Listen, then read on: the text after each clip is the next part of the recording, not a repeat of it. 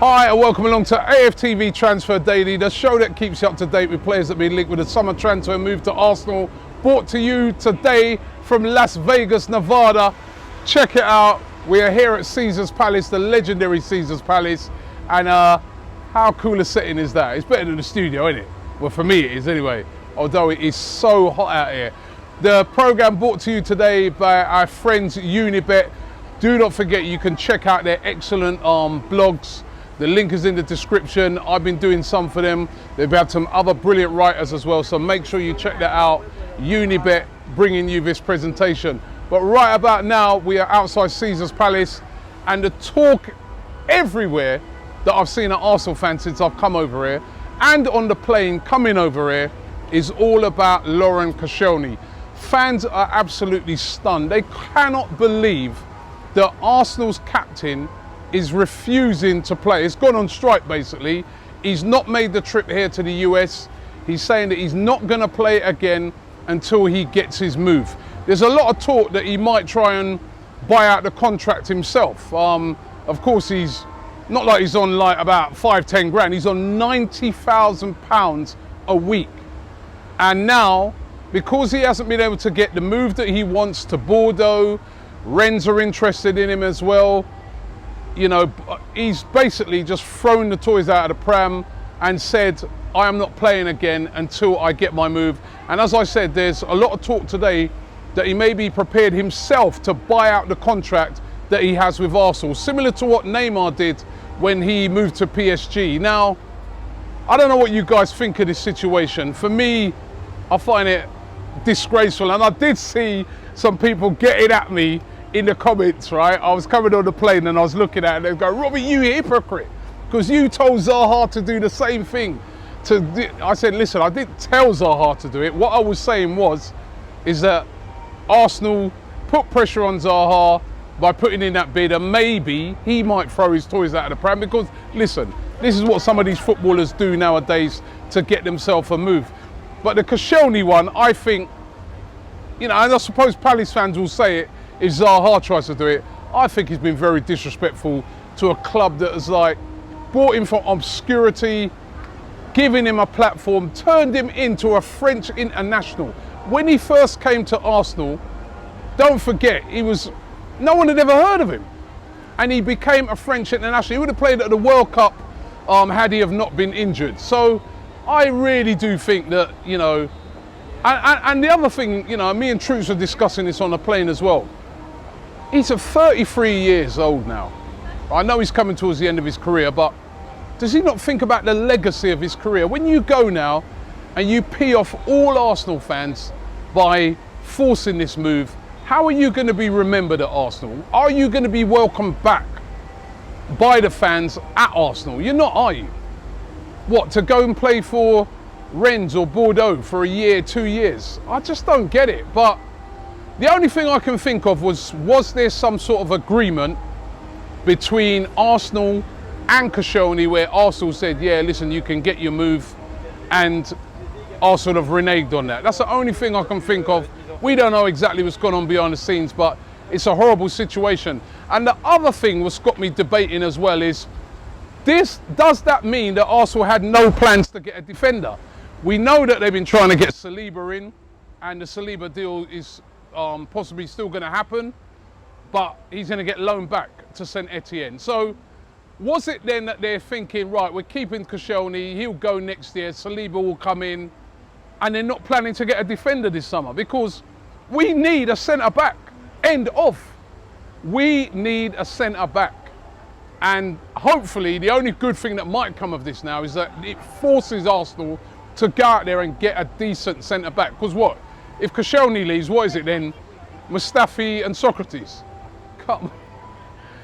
All I know is that the transfers at this club at the moment is an absolute mess. And everybody I've been speaking to since I've arrived here in America are saying the same thing. There were some gooners on the plane, they were saying the same thing. And we've really, really got to sort it out. Now, Arsenal also linked today to a guy called Everton Soares, or Soares.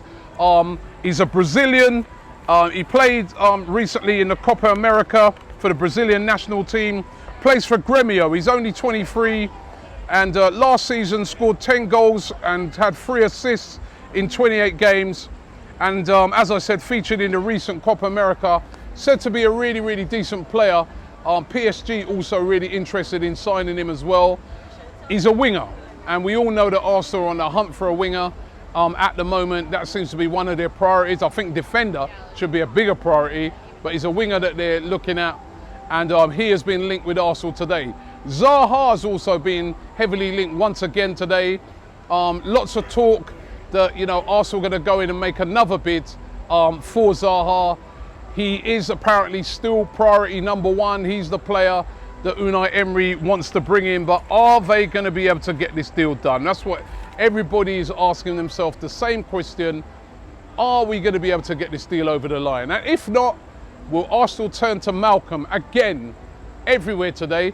People even saying in some of the reports that Unai Emery has said to Malcolm, do not join Everton, because remember, Everton are the other club that are trying to sign him right now. Unai Emery's apparently said to him, listen, don't sign for Everton, hold your horses. If we don't get Zaha, we might sign you. I mean, if he did say it like that, what some people are reporting, Malcolm might just say, yeah, get lost, man, I'm going to Everton. I don't know. Listen, he's an option at the moment. It's obvious that Zaha is the number 1 target for them. But if they can't get Zaha, it does look like they may turn to Malcolm. And what about Nabil Fekir? Now, Nabil Fekir is available. He has made it quite clear to Leon, apparently, and Leon have actually admitted it, that he wants to leave. He's only got 1 year left on his contract, and he wants to leave and go on to pastures new. Now, should Arsenal be making a move now to try and get Nabil Fekir? Liverpool tried to buy him, and there seem to be some injury problems. That seems to be putting off a lot of clubs at the moment. But Nabil Fekir, I think, would be a good signing for Arsenal, an exciting signing for Arsenal. And if he, you know, obviously he'd have to have a medical and that. If he doesn't have those injury problems, why not go for him? The talk is that he's available for £30 million. And in this current market, for a player of his quality, French international, for me, it's a no-brainer. But Nabil Fekir is still available and nobody has taken him up. So that's the transfer news for today. Listen, how lovely is it over here at Caesar's Palace? There's a massive time difference. We're like 8 hours behind the UK here. So you might see quite a few of the videos over the next few days coming out at a nighttime setting. But listen, it's all good. You know what? Troops is over there. How you doing, man? You good? Yeah, man, I'm ready Troops, to raid. you know what? One thing I want to ask, right? And everybody's been asking this question. Yeah.